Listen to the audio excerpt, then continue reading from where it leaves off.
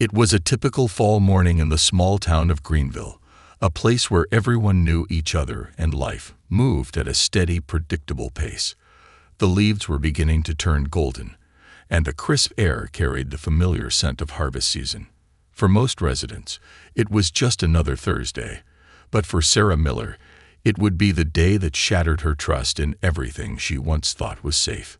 Sarah was a single mother, working long hours to provide for her 10-year-old son, Jason. She had always prided herself on being an involved parent, even if that meant balancing her job as a nurse with PTA meetings, soccer practices, and school fundraisers. Greenville Elementary, where Jason had been a student since kindergarten, was more than just a school to her. It was a community hub where she believed her son was cared for and supported. That morning, like every other, Sarah rushed through her morning routine. She packed Jason's lunch, a peanut butter sandwich, apple slices, and his favorite granola bar, before reminding him to wear his jacket. The bus would be at the end of their street in 5 minutes. Everything seemed perfectly normal, but she couldn't shake a small feeling of unease that had been nagging at her for weeks. Jason had been quieter than usual lately. At first, she thought it was because he was growing up, maybe entering a new phase of pre-adolescence where he felt less like talking about his day. But lately, it had become more noticeable. He seemed withdrawn, his usual joy for school dampened by something she couldn't quite put her finger on. "Mom, do I have to go to school today?" Jason asked, his eyes looking a little more tired than usual as he sat at the kitchen table. Sarah frowned. Jason had never been the type to avoid school. He loved his friends, adored learning, and had always spoken highly of his teacher, Mrs. Evans. "Is everything okay, honey? Are you feeling sick?" Jason shook his head. "No, Mrs. Evans has been acting different. She's been kind of mean lately. Not just to me, but to other kids too." Alarm bells rang in Sarah's head, but she brushed them aside, not wanting to jump to conclusions. "Different how?" she asked, trying to keep her voice calm. Jason hesitated, clearly uncomfortable with the conversation. "She makes us stay quiet during lunch and gets mad if we talk too much. Yesterday, she yelled at Jimmy for asking for help with his food tray. And sometimes she says things that make me feel bad, like I'm stupid." Sarah felt a lump form in her throat, but she forced a smile. "I'm sure she doesn't mean it that way, Jason. Maybe she's just having a hard week. But if it keeps bothering you, let me know, okay?" Jason nodded, though his expression didn't change. He grabbed his backpack and, with a reluctant wave, headed out the door to catch the school bus. As Sarah watched him leave, her mind lingered on his words. It wasn't like Jason to exaggerate, and while she knew teachers sometimes had bad days, something about the way he described Mrs. Evans' behavior felt off. Could she really be treating the children like that, or was it just a misunderstanding? Sarah tried to shake off the unease, but as she drove to work, it lingered in the back of her mind, gnawing at her. The day passed in a blur of patients and paperwork at the hospital where Sarah worked. But throughout the day, she couldn't stop thinking about Jason. She replayed his words over and over, each time feeling more unsettled. It wasn't like her son to complain about school, and it wasn't like him to keep things bottled up either. The fact that he mentioned feeling stupid made her heart ache. Mrs. Evans had always been regarded as a strict but fair teacher. Could Jason be overreacting, or was there something more to this? By lunchtime, Sarah had made up her mind. She would go to the school and see for herself. It wasn't something she usually did.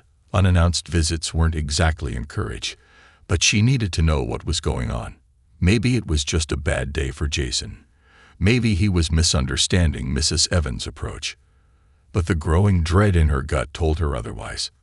She called the hospital to let them know she'd be taking a longer lunch break, then grabbed her keys and headed toward Greenville Elementary.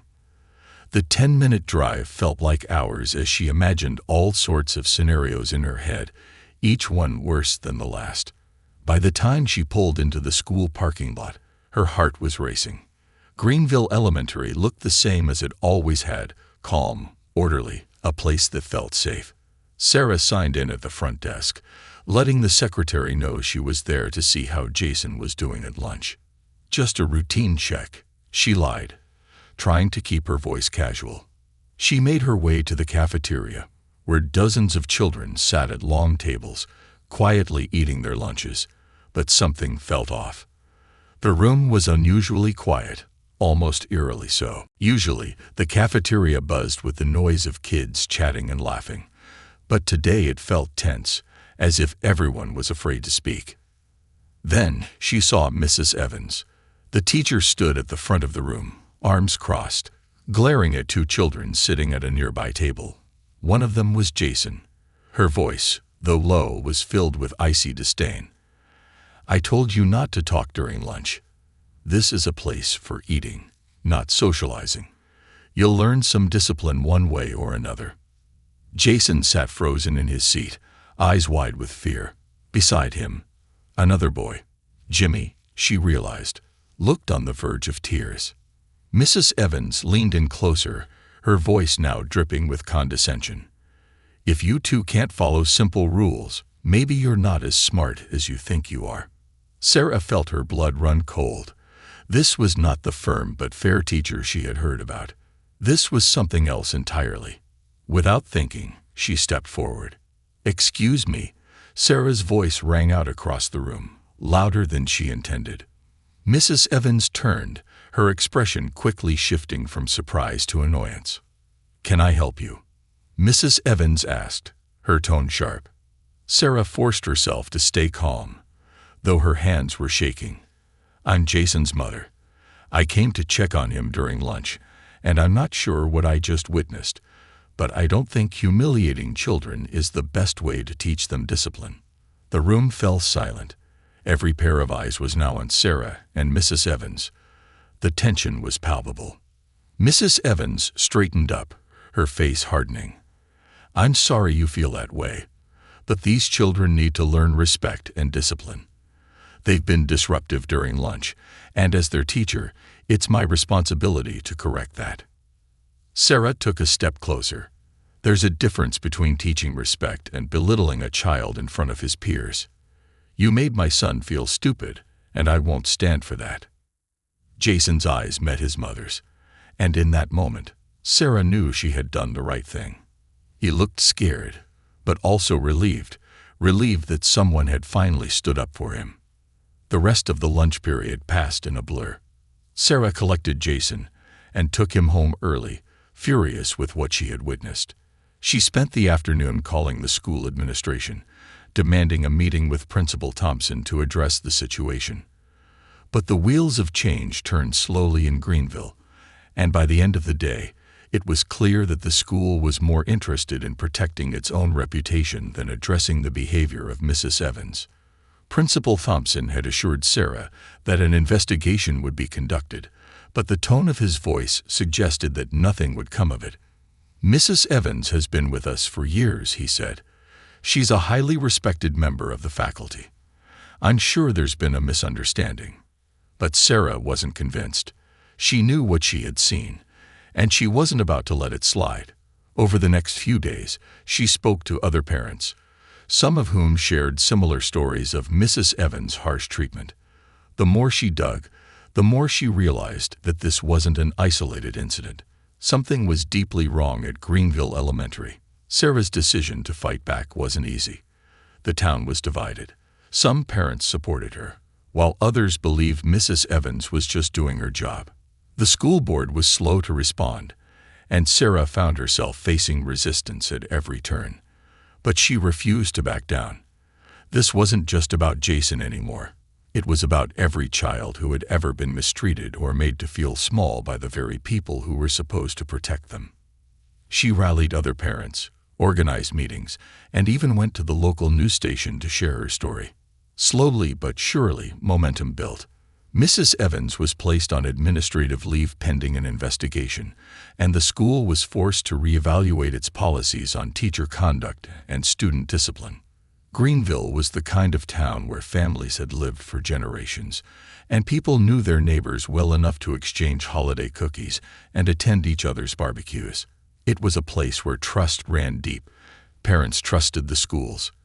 Teachers trusted the students. And the whole community functioned on an unspoken understanding that everyone looked out for each other. For Sarah Miller, Greenville wasn't just home. It was her sanctuary. After her divorce 5 years ago, this small town had provided her with the support she needed to raise Jason on her own. Her neighbors were kind. The school was well regarded, and her job as a nurse at the local hospital gave her the stability she needed to care for her son. Though the challenges of single parenthood weighed on her, Sarah was determined to provide Jason with the best life possible. Jason had always thrived in Greenville Elementary. Since his kindergarten days, he had excelled in his classes, enjoyed friendships with other children, and loved his teachers. Mrs. Evans, who had been teaching for over a decade, had a reputation for being firm but fair. She was the kind of teacher who, at parent-teacher conferences, would share not just academic updates but little anecdotes about each child's personality, reinforcing the idea that she knew and cared for them deeply. Sarah always left these conferences feeling reassured. Mrs. Evans appeared invested in her students, and Greenville Elementary had consistently reported above-average academic performance. So when Jason came home talking about Mrs. Evans with the same admiration as other students did, Sarah felt at ease. However, over the last couple of months, Jason's demeanor had started to change. It wasn't just his quietness at home, which could have easily been attributed to growing pains, but there were subtle behavioral shifts that unnerved Sarah. Jason, once eager to share his school projects, now stuffed them at the bottom of his backpack. He stopped inviting friends over after school, and on more than one occasion, he had faked illness to avoid going to school entirely. Still, Sarah chalked it up to Jason, adjusting to the more challenging demands of 4th grade. Children had ups and downs, and maybe this was just one of those phases. But the look on Jason's face that morning, the reluctance in his eyes when he asked to stay home, felt different.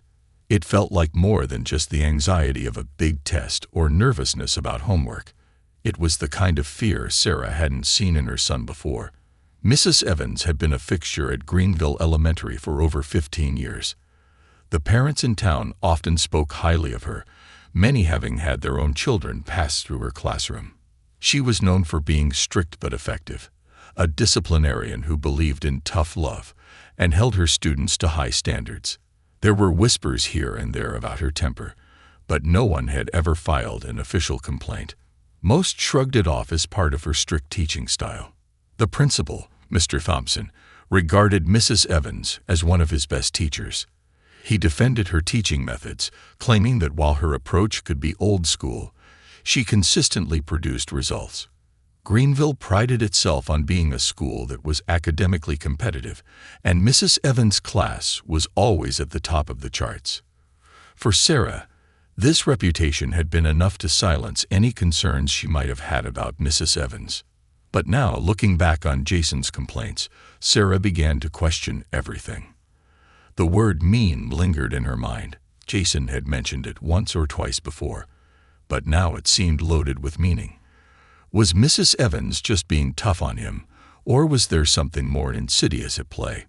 Sarah knew she couldn't ignore it any longer. The day after Jason's confession about Mrs. Evans, Sarah was still grappling with how to proceed. She debated whether to approach Mrs. Evans directly, but something in Jason's reluctance to discuss the details made her pause. She didn't want to embarrass him, and she wasn't sure she could trust the teacher to give her a clear answer. There had to be a way to figure out what was happening without immediately stirring up trouble. The following Monday, Sarah called into work, telling her supervisor that she needed to take a personal day. She didn't tell anyone what her plan was, not even her closest friends. Part of her felt guilty for going behind the school's back, but the other part of her, the mother part, told her she was doing the right thing. After dropping Jason off at school, she drove around town, her mind racing with the possibilities of what she might find. What if Mrs. Evans really was being too harsh on the children? Worse, what if there was something more serious going on? She tried to calm her nerves by reminding herself that Greenville Elementary was a safe place. This wasn't some big city with overcrowded classrooms and overwhelmed teachers. This was a place where every child was known by name. Yet, Sarah couldn't shake the feeling that something had changed. Sarah arrived at the school just after noon, hoping to blend in with the other parents who occasionally stopped by for lunch visits. She had arranged with the school's secretary to be there as a surprise for Jason, something she had done once before for his birthday. But this time, her purpose was different. As Sarah walked into the lunchroom, she noticed that the atmosphere was more subdued than she had expected. The cafeteria was full, but the usual sounds of children laughing and talking were strangely absent. Instead, the room was filled with the quiet clinking of utensils and the hushed murmur of whispers. Something was off. She scanned the room for Jason and finally spotted him sitting at a table near the middle of the room. He was hunched over his lunch, not talking, just quietly picking at his sandwich. His body language screamed discomfort. Then she saw Mrs. Evans. The teacher was standing at the front of the room, her arms crossed tightly over her chest as she surveyed the children like a warden overseeing prisoners. Every few minutes, she would bark orders at the children to stay quiet, telling them to focus on eating and to stop fooling around. The children barely moved. It was as if they were afraid to even look up from their plates. As Sarah approached Jason's table, she overheard Mrs. Evans speaking sharply to one of the students sitting next to him. "Jimmy, I told you to stop fidgeting with your tray. Do you need to be reminded how to follow instructions?" The boy, Jimmy, froze in place, his eyes wide with fear. Mrs. Evans glared at him, and then, without warning, snatched his lunch tray out of his hands and slammed it down on the table. "Maybe if you focused on eating instead of playing around, you wouldn't be so clumsy." Jason flinched, and Sarah's heart dropped. The look of fear on her son's face was enough to make her blood boil. Without thinking, she stepped forward. "Excuse me, what's going on here?" Mrs. Evans turned, her face twisted into a scowl. "Who are you?" she demanded, clearly irritated by the interruption. "I'm Jason's mother," Sarah said, her voice shaking with barely contained anger. "I came to have lunch with my son, but what I'm seeing here is unacceptable." Mrs. Evans raised an eyebrow, clearly unimpressed. "I'm simply maintaining order. These children need to learn discipline, and lunch is no exception." Sarah felt her hands ball into fists at her sides. "There's a difference between discipline and cruelty. You humiliated that boy in front of everyone." Mrs. Evans shrugged. "Some children need harsher lessons if they're going to learn. It's my job to prepare them for the real world." Sarah couldn't believe what she was hearing. This woman wasn't just strict. She was bullying these kids. And the worst part was, they were too scared to say anything. "Not like this," Sarah said, her voice rising. "You're not preparing them for anything except fear. My son has been coming home scared to go to school, and now I see why." The cafeteria had fallen completely silent. All eyes were on Sarah and Mrs. Evans, and Sarah could feel the tension in the air. But she didn't care anymore. She wasn't going to let this woman continue to treat these children like this.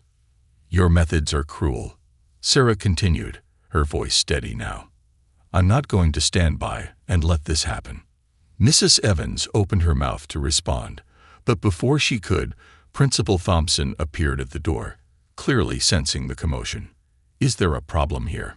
he asked, his eyes shifting between Sarah and Mrs. Evans. Sarah didn't hesitate. "Yes, there is. Mrs. Evans has been bullying these kids, and I'm not the only parent who's noticed. This has to stop." Principal Thompson looked taken aback, but he quickly composed himself. "Let's take this to my office and discuss it calmly," he suggested, trying to defuse the situation. But Sarah wasn't about to back down. "No," she said firmly. "This needs to be addressed now, in front of everyone. These kids deserve to know that someone is standing up for them." As the days passed after Sarah's confrontation with Mrs. Evans, the tension in Greenville seemed to swell like an impending storm. Sarah's mind was racing, struggling to process what had happened in the lunchroom. Jason had always loved school, but now there was a visible anxiety in his eyes every morning. The once energetic boy, who had run out the door with his backpack swinging, now moved slowly, his shoulders hunched and his enthusiasm for school diminished. At first, Sarah had convinced herself that this was an isolated incident, that perhaps Mrs. Evans had been having a particularly bad day and that Jason's unease would pass. But as the week wore on, the signs that something deeper was wrong became impossible to ignore. Jason's nightmares began. He would wake up in the middle of the night, drenched in sweat, calling for Sarah. Each time, she would rush to his room, comfort him, and ask what the nightmares were about. But Jason would only shake his head and say, "I don't want to talk about it, Mom." It was heartbreaking. Sarah could see the fear was real, but she felt powerless to stop it. Each night, the nightmares seemed to intensify. During the day, Jason became increasingly withdrawn. He would spend hours staring at his homework, unable to concentrate, his usual chatter reduced to monosyllabic answers. Even worse, he no longer wanted to talk about his day at school. The few times Sarah pressed him, asking if Mrs. Evans had continued to make him feel uncomfortable, he would simply mumble, "It's fine, Mom," and change the subject. But the tightness in his voice and the shadow in his eyes told a different story. Sarah's frustration grew alongside her fear. She wasn't the type of mother to sit on the sidelines when her child was hurting, but she also didn't want to overreact. What if Jason was just going through a rough patch, and Mrs. Evans wasn't really the villain Sarah had begun to picture in her mind? What if her accusations at the school had been premature? After all, no other parents had immediately backed her up when she'd confronted the teacher in the lunchroom. But the gnawing feeling in her gut wouldn't let go. Jason wasn't himself, and the change had been too sudden, too severe to ignore. Determined to get to the bottom of it, Sarah decided to talk to other parents. If Jason wasn't the only child experiencing this kind of treatment, she needed to know. And if she was right, if Mrs. Evans really was treating multiple students this way, something had to be done. She started by casually reaching out to her friends whose children were in Jason's class. During one afternoon coffee meetup with her neighbor, Nancy, whose daughter Emily was also in Mrs. Evans' class, Sarah hesitated before bringing it up. "So, how's Emily doing in school?" she asked, trying to sound casual as she sipped her coffee. Nancy smiled, but it didn't reach her eyes. "Oh, she's okay, I guess. It's been a bit of a tough year for her. I think the workload is just harder this year, and she's been pretty stressed." Sarah's heart skipped a beat. Stressed? Is it just the homework, or is it something else? Nancy looked hesitant, but then sighed. "Actually, Emily's been coming home really anxious lately. She's always been a little sensitive, but now she's scared of going to school. She says Mrs. Evans is really strict and kind of mean, but I'm sure it's just Emily being dramatic. Kids that age can exaggerate things, right?" Sarah's pulse quickened. "It's not just Emily," she blurted out. "Jason's been feeling the same way. He's afraid of her. And I saw it myself during lunch the other day. Mrs. Evans humiliating Jason and another boy in front of everyone. I confronted her, but nothing's changed. I think there's something really wrong going on." Nancy's face darkened. Humiliating them. What did she do? Sarah recounted the scene in the lunchroom, how Mrs. Evans had publicly shamed Jason and Jimmy for talking during lunch and made them feel stupid. Nancy listened, her eyes widening with every word. "That's terrible," Nancy whispered when Sarah finished. "I didn't know it was that bad. Emily's never given me specifics, but she's been having nightmares too, and I've caught her crying a few times after school. She says Mrs. Evans picks on certain kids, especially the ones who are a little quieter or more sensitive." Sarah felt a mix of relief and dread wash over her. Relief that she wasn't alone, but dread that this problem was bigger than she had realized. "We need to do something," she said, her voice firm. "We can't let this continue." Nancy nodded. "I agree, but what do we do? The school already seems to protect Mrs. Evans.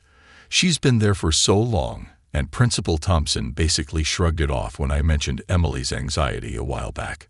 Sarah knew that confronting Mrs. Evans alone hadn't worked, and that Principal Thompson wouldn't take action based on one parent's complaint. But what if it wasn't just one complaint?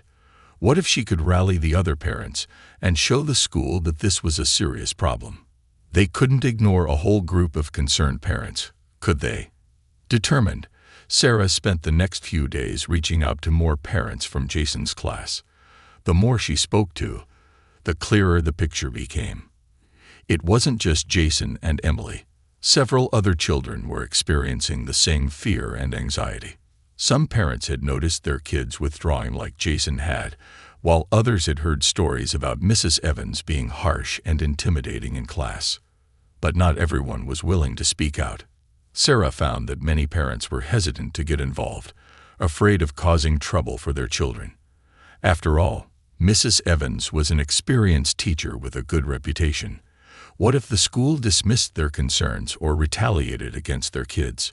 Sarah understood their fears, but the more she heard, the more determined she became to do something.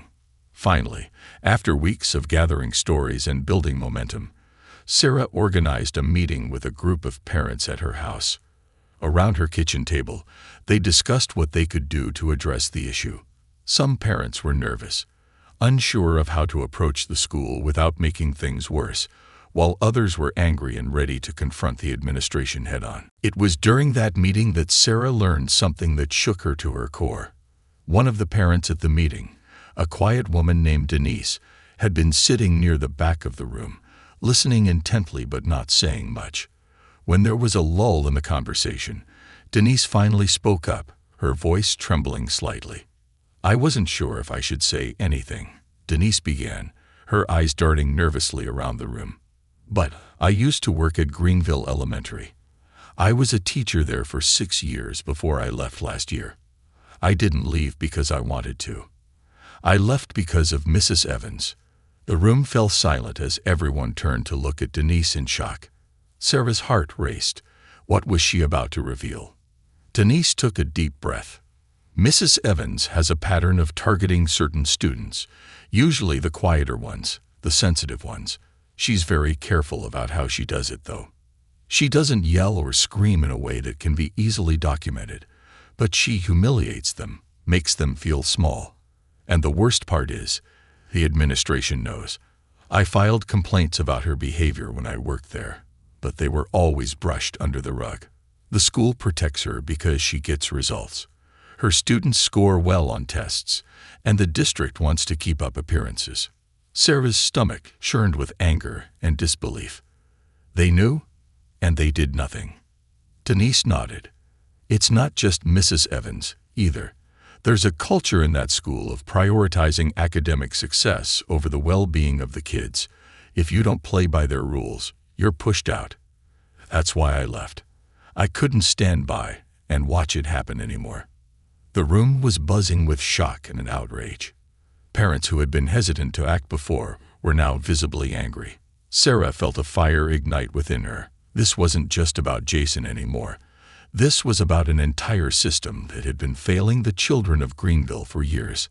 Armed with this new information, Sarah and the group of parents decided to take their fight to the next level.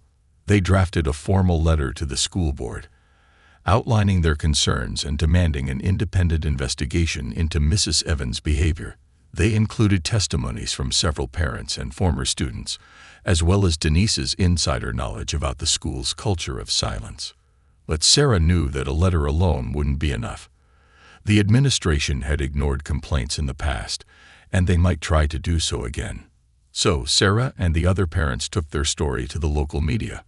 A reporter from the town's newspaper agreed to interview them, and within a few days, an article was published, detailing the accusations against Mrs. Evans and the broader issues within Greenville Elementary.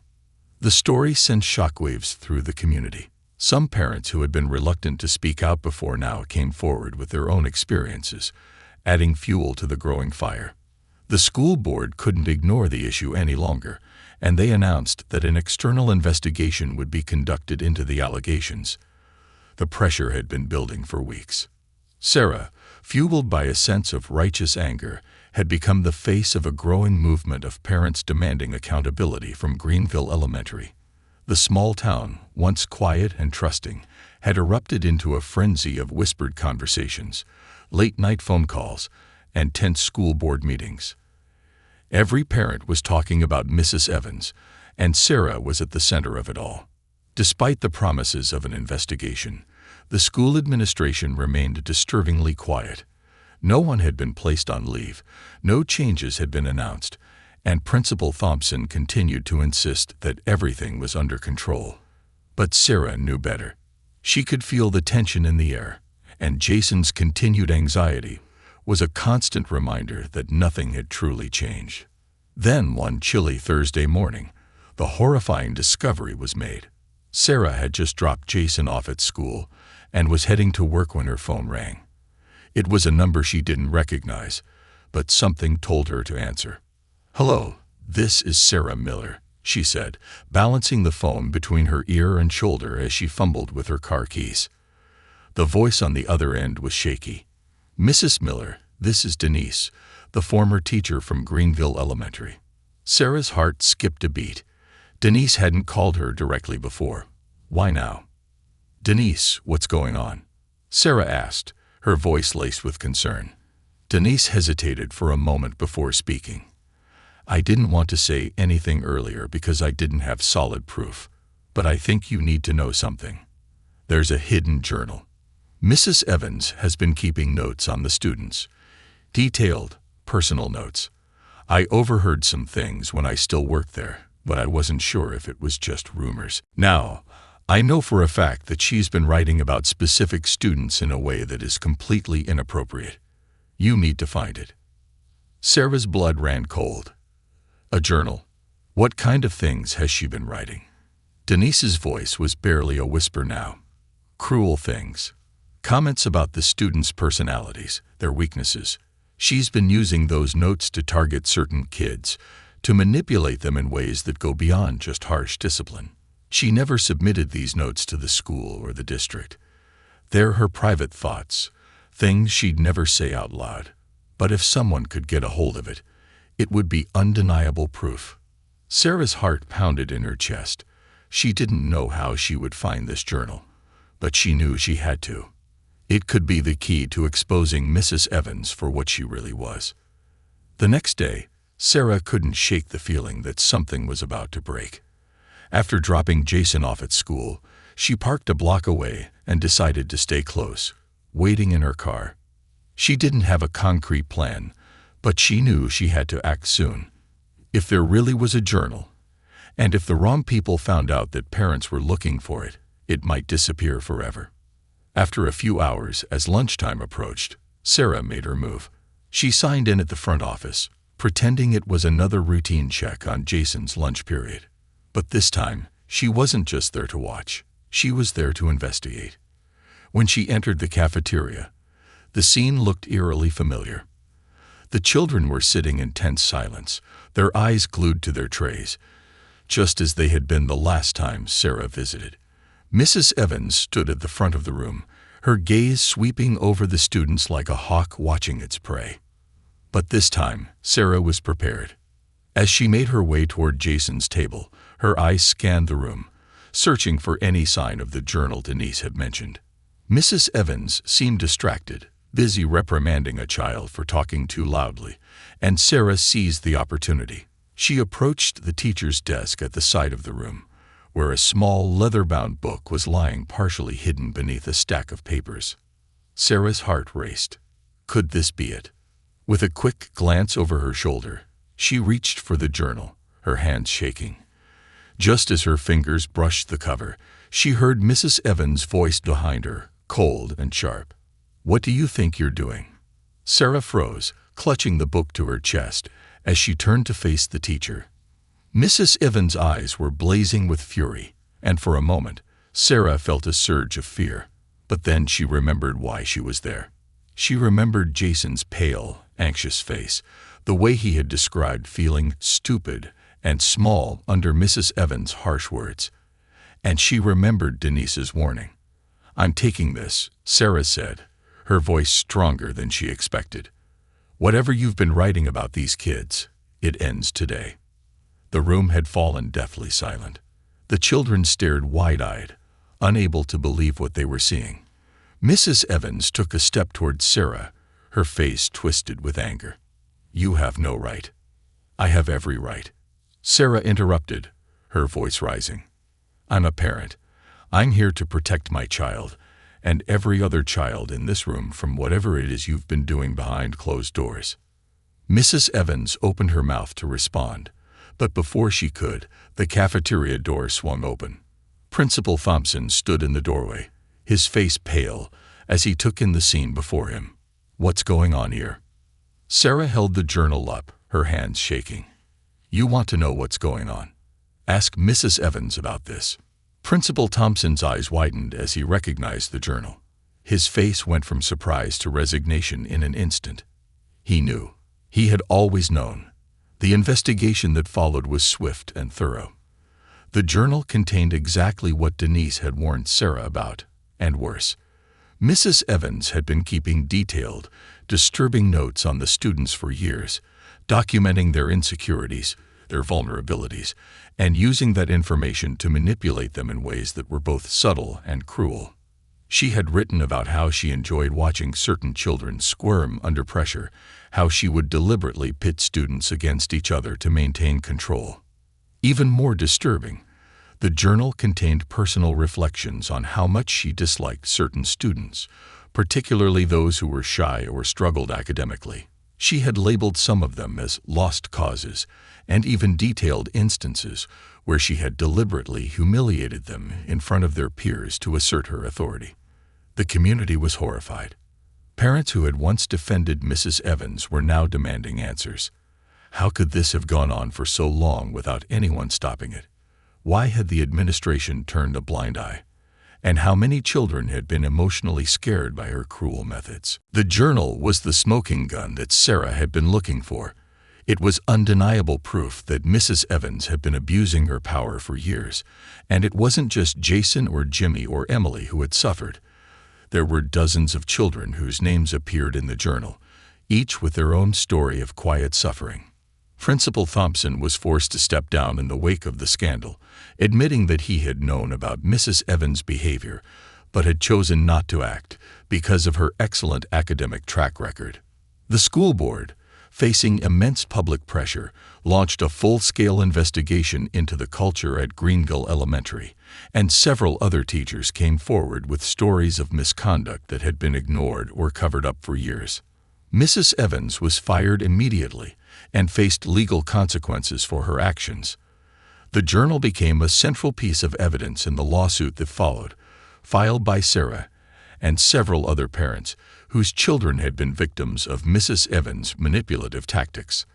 The lawsuit sought damages for the emotional distress their children had endured, but more than that, it sought justice. For Sarah, it wasn't about the money. It was about ensuring that no other child would ever have to endure what Jason had gone through. It was about holding the school accountable for its failure to protect the students it was supposed to nurture. Jason, though still shaken by the experience, began to heal. With therapy and the support of his mother, he slowly regained his confidence. The nightmares became less frequent, and he started to enjoy school again, though he would never forget the fear he had felt in Mrs. Evans' classroom. Just when the town thought the dust had settled, another shocking twist emerged. During the investigation, it was discovered that Mrs. Evans had been part of a larger issue within the school district. Several other teachers and administrators had been involved in similar patterns of misconduct, using intimidation and emotional manipulation to maintain control over their students. The problem was far more widespread than anyone had realized. This revelation shook the town to its core. Greenville Elementary wasn't just dealing with one bad apple. There was a systemic problem that had been festering for years. The entire district was forced to undergo a complete overhaul, with new leadership brought in to address the deeply ingrained issues of power and control that had allowed teachers like Mrs. Evans to thrive unchecked. In the end, Sarah's fight didn't just bring down one teacher. It sparked a revolution in the town of Greenville. Parents became more involved in the school system. demanding transparency and accountability from the administration. New policies were put in place to ensure that every child was treated with respect and dignity, and teachers were given training on emotional intelligence and ethical behavior. Sarah became a local hero, not just for her courage in standing up to Mrs. Evans, but for her relentless pursuit of justice for all the children in Greenville. The events following Sarah's discovery of the journal were nothing short of explosive. The tight-knit community of Greenville, which had long placed unwavering trust in its educators, was now forced to confront a deeply unsettling truth. The school they had believed was a safe haven for their children had been harboring an environment of fear, manipulation, and emotional abuse. For years, the behavior of teachers like Mrs. Evans had gone unchecked, and the administration had willfully ignored the cries for help from both students and parents. The shockwaves of the discovery spread quickly, and soon Greenville was the focus of attention from surrounding towns and the local media. The journal Sarah had found became the center of public outrage, its contents revealing the dark underbelly of a school that had prioritized academic success over the well-being of its students.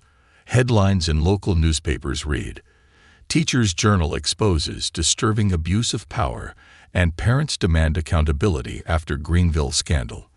The journal's contents were so damning that they couldn't be swept under the rug, no matter how hard the administration tried to mitigate the fallout. As the scandal unfolded, Greenville became divided into two camps: those who supported Sarah and the parents fighting for justice, and those who believed that the situation had been blown out of proportion. The latter group consisted mostly of parents whose children had excelled under Mrs. Evans' strict regime, parents who believed that discipline was necessary for success and who had never experienced the emotional turmoil that other children had faced. "It's all too much," said one father during a heated town hall meeting. "My son got straight A's in her class. Mrs. Evans pushed him to achieve things he never would have otherwise. I don't believe she's the monster people are making her out to be." But for every parent who defended Mrs. Evans, there were two more who stood up to share their own stories of their children's struggles, fear, and trauma. Sarah's story had unlocked a floodgate of pent-up frustration. Parents who had been too afraid to speak out before were now stepping forward, their voices loud and determined. Stories of children being publicly shamed for minor mistakes, punished harshly for being too quiet, or ridiculed for not understanding lessons were shared at school board meetings, in letters to the editor, and on social media. "I wish I had known earlier," one mother tearfully admitted during a gathering of parents. "My daughter started pretending to be sick so she wouldn't have to go to school. I thought it was just nerves, but now I realize that she was terrified of Mrs. Evans." The divide in the community became more pronounced as the school board scrambled to contain the damage. Some of the town's wealthier families, who had influence within the school district, tried to defend the administration, arguing that Greenville Elementary's academic success should not be jeopardized over what they called a few bad experiences. But Sarah's growing group of supporters, now numbering in the dozens, pushed back. This wasn't about grades or test scores. It was about the mental and emotional health of their children. Sarah found herself at the center of the storm, balancing the support of those who rallied behind her with the intense scrutiny of those who still questioned her motives. Some accused her of seeking attention, while others believed she was overreacting. But Sarah knew, deep down, that this fight was bigger than her. It was about every child who had ever felt powerless, and every parent who had been dismissed by those in authority. It wasn't long before the legal consequences of Mrs. Evans' actions and the school's neglect became clear. Sarah, along with several other parents, filed a lawsuit against Greenville Elementary and the school district, accusing them of negligence and emotional abuse. The case gained traction quickly, especially after the journal's contents were leaked to the media, sending shockwaves across the state. The journal became the most damning piece of evidence in the case. Mrs. Evans meticulously kept notes, which she had never intended to be seen by anyone else, revealed a pattern of targeting students who were more vulnerable, children like Jason, who were quiet, creative, and sensitive. She had written cruel remarks about them, detailing how she would use their insecurities to toughen them up, and how she took pride in breaking them down so they could learn to survive in the real world. Her defense team tried to argue that her methods were just strict discipline, but the journal painted a much darker picture, one of psychological manipulation and abuse. As the case progressed, Sarah found herself reliving the events of the past months, both in depositions and in court hearings. It was emotionally exhausting, but she refused to back down. She knew that if she and the other parents didn't hold the school accountable, no real change would happen. They needed to make sure that Greenville Elementary and the entire district understood that this kind of behavior was unacceptable and that the safety of children came first. Principal Thompson, who had been at the helm of the school for over a decade, was also implicated in the case. Under pressure, he admitted that he had received multiple complaints about Mrs. Evans over the years, but had chosen to ignore them because of her stellar academic results. He had even gone so far as to bury some of the complaints, fearing that a scandal involving one of his top teachers would damage the school's reputation. The revelation of Principal Thompson's cover-up was the final straw for many in the community. Even those who had once supported Mrs. Evans were now calling for Thompson's resignation. The school board, faced with mounting public pressure, had no choice but to suspend him indefinitely, while they launched a full investigation into his handling of the situation. While the legal battle raged on, Sarah's main concern remained her son, Jason. The emotional toll of the past months had been heavy on him. The nightmares, though less frequent, still plagued him occasionally. He had become more cautious around adults, more withdrawn in class, and less trusting of authority figures. Sarah worried that the scars Mrs. Evans had left might never fully heal. But there were small signs of hope. With therapy and the support of his friends, Jason began to regain some of his confidence. His therapist helped him work through the fear and anxiety he had experienced under Mrs. Evans' rule, teaching him coping mechanisms for when he felt overwhelmed. Slowly, Jason began to open up more, talking about his feelings and learning to express himself in ways he hadn't before. It wasn't just Jason who had been affected. Many of the children who had been in Mrs. Evans' class started therapy as well, and their parents shared similar stories of emotional recovery. The community, once fractured by the controversy, began to rally around the children.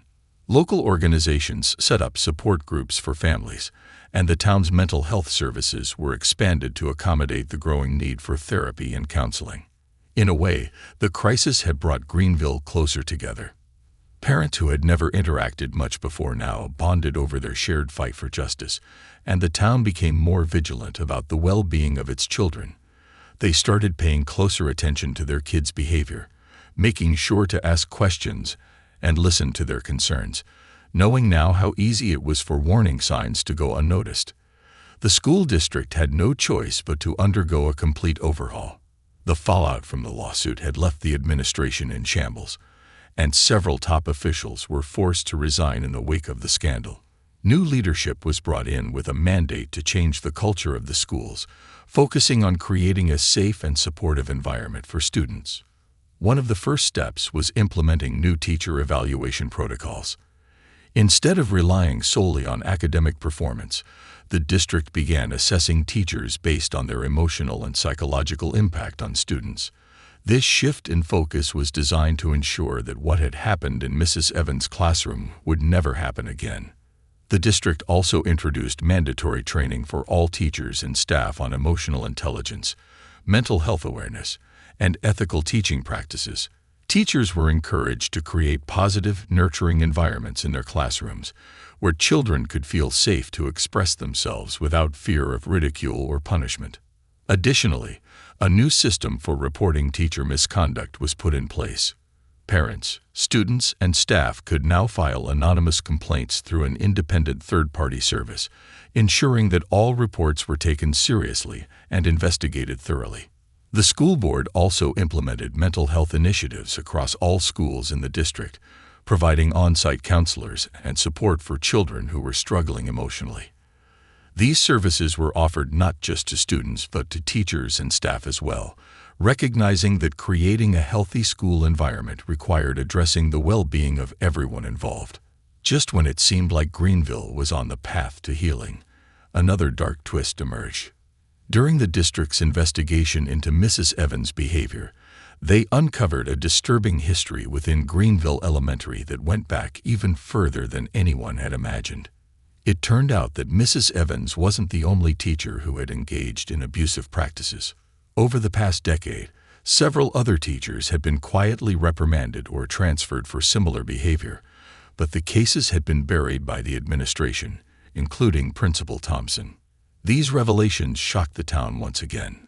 Parents were furious, realizing that the problems within the school were not isolated to one teacher, but were part of a larger systemic issue. More lawsuits were filed, and calls for a complete overhaul of the school district grew louder. The scandal deepened when it was revealed that the district had paid off several families to keep quiet about their children's experiences with abusive teachers. These families, who had been financially compensated in exchange for signing non-disclosure agreements, had stayed silent for years, fearing retaliation if they spoke out. The revelation of a broader culture of abuse at Greenville Elementary sent shockwaves through the community, once again reigniting the anger and mistrust that had simmered beneath the surface since Sarah Miller's discovery of Mrs. Evans' journal. As more stories emerged of teachers who had exploited their power, manipulating and mistreating students for years under the administration's protection, the small town of Greenville found itself facing an uncomfortable truth. The problem wasn't just one bad teacher, it was systemic, and it had festered in the shadows for far too long. Parents felt betrayed. The trust they had placed in the school system, the institution they had relied on to care for and educate their children, was shattered. The local school board, now under immense pressure, launched a full-scale investigation into the administration's practices, stretching back over a decade. The school board meetings, once quiet and routine, were now filled with parents demanding answers, justice, and accountability. For Sarah, the revelations were both validating and devastating. She had initially thought her battle was solely with Mrs. Evans, but now she realized that she had uncovered the tip of a much larger iceberg. The quiet suffering of children like Jason had been a symptom of a deeper rot within the system. And while her fight had already brought about changes, there was still more work to be done. As Greenville struggled to come to terms with the scope of the problem, the community began to transform. The fight for justice that had started with Sarah's brave stand against Mrs. Evans now evolved into a broader movement for school reform. Parents, educators, and even former students came forward, determined to rebuild the trust that had been lost. One of the first major changes was the overhaul of the school district's leadership. Principal Thompson, along with several high-ranking administrators who had either turned a blind eye to the abuse or actively covered it up, resigned or were removed from their positions. In their place, a new leadership team was appointed, one that prioritized transparency, accountability, and the emotional well-being of students over academic performance at any cost. The district brought in external consultants, educational experts, child psychologists, and legal advisors to help reshape the school's culture from the ground up. They worked with teachers, staff, and parents to create a new code of conduct for educators, one that emphasized compassion, emotional intelligence, and respect for the individuality of every student. Teachers underwent extensive training in recognizing and addressing emotional and psychological abuse. They were taught how to foster positive, supportive learning environments where children could thrive without fear. The old culture of authoritarian discipline was dismantled, replaced by a system that valued open communication and mental health. Additionally, the district introduced new protocols for dealing with complaints. No longer could misconduct be swept under the rug. A new anonymous reporting system allowed students, parents, and staff to report concerns without fear of retaliation. Every report was investigated thoroughly, and the findings were made transparent to the public. This level of openness was something the community had never experienced before, and it helped rebuild the fragile trust between the parents and the school. The reforms extended beyond just Greenville Elementary. The entire district adopted new policies to ensure that the safety and well-being of students would always be prioritized. Mental health services were expanded, and the district hired additional counselors to provide emotional support for students struggling with the trauma of their experiences under teachers like Mrs. Evans. For Jason, the journey to healing was slow but steady. The months following the scandal had been a whirlwind of emotions: fear, relief, confusion, and anger, all swirling together as he tried to make sense of everything that had happened. Therapy became a lifeline for him, providing a safe space where he could express his feelings and begin to process the trauma he had endured under Mrs. Evans' rule. Jason's therapist worked with him to rebuild his confidence, teaching him strategies for coping with anxiety and helping him reclaim his voice. Slowly, Jason began to open up about the fear he had felt in Mrs. Evans' classroom. The constant pressure to be perfect, the fear of making a mistake, and being ridiculed in front of his peers. But as he talked about it more, the fear began to lose its grip on him. Sarah noticed changes in her son. Jason started to rediscover the joy of learning, something that had been snuffed out during his time in Mrs. Evans' class. He began showing an interest in subjects he had once loved: reading, art, and science. His teachers, now more attuned to the emotional needs of their students, worked with Jason to create a supportive learning environment where he could feel safe to express himself. The nightmares became less frequent, and the Jason who had once been withdrawn and fearful began to emerge again. He started inviting friends over, laughing more, and sharing stories about his day. It wasn't an immediate transformation, but Sarah could see her son slowly returning to the happy, confident boy he had been before Mrs. Evans' cruelty had left its mark.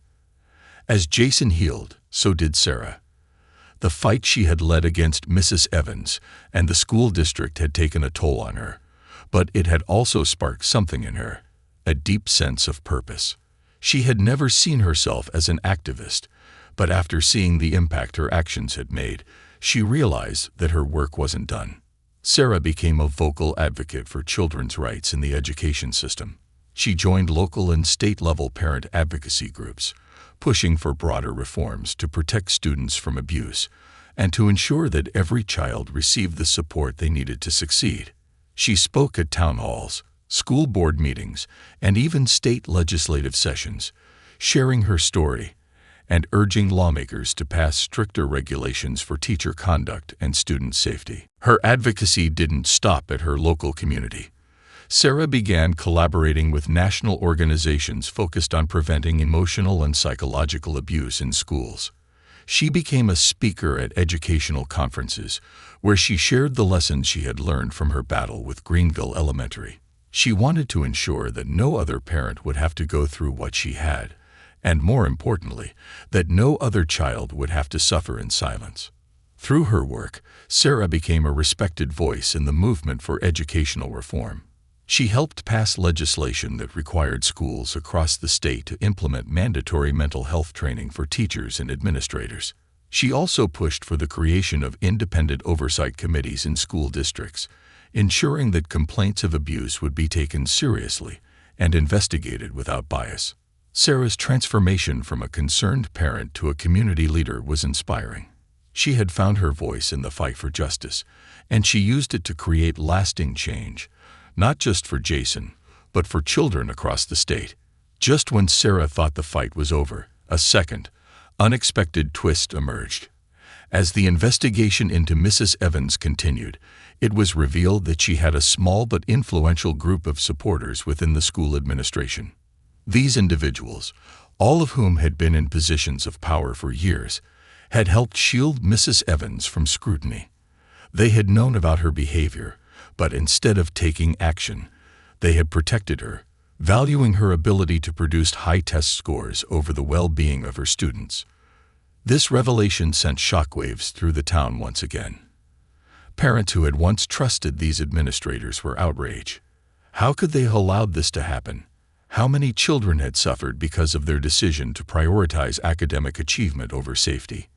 The school district launched a deeper investigation into the actions of these administrators, and several high-ranking officials were forced to resign. It was a sobering reminder that the culture of abuse at Greenville Elementary hadn't been confined to just one teacher. It had been enabled by a system that valued results over compassion. In the years following the scandal, Greenville underwent a transformation. The town that had once placed blind trust in its educators now embraced transparency and accountability. The new leadership at Greenville Elementary worked hard to rebuild the community's trust, fostering an environment where parents felt empowered to speak up and where students felt safe to be themselves. The changes weren't just structural, they were cultural. Parents became more involved in their children's education, attending school board meetings regularly and building stronger relationships with teachers. Teachers, too, became more invested in the emotional well-being of their students, creating classrooms where children could thrive academically without fear of humiliation or punishment. Jason, now in high school, had grown into a resilient and confident young man. The trauma of his time in Mrs. Evans' class had left scars, but it had also taught him the importance of standing up for himself and others.